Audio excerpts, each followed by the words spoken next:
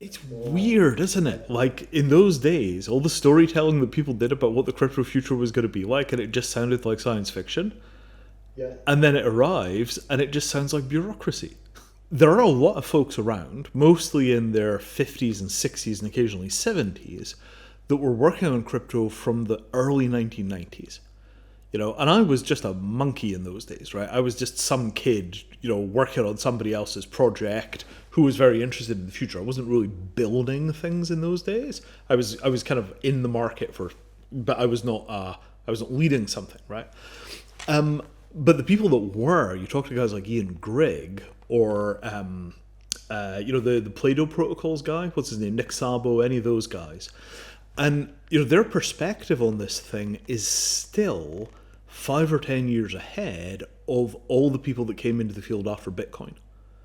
I kind of feel like Bitcoin, there are a whole generation of people, yeah, you're nodding along here, right?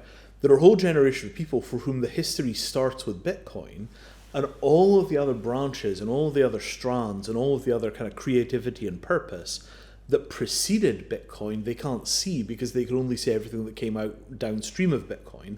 And this is why things like digital identity are not strongly represented in the blockchain space, because all the heavy work on digital identity predates Bitcoin.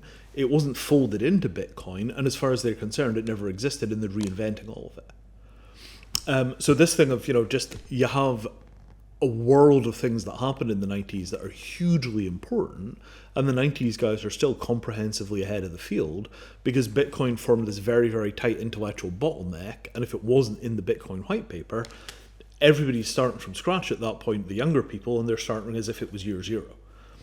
And I think that has caused us a lot of problems in the field because it means that we don't understand arbitration, we don't understand contract formation, we don't understand digital identity. A lot of the things about the difference between privacy and secrecy that were worked out have been kind of lost in the conversation, and so on and henceforth. So I'm gonna put a big thumbs up, +1 for the past.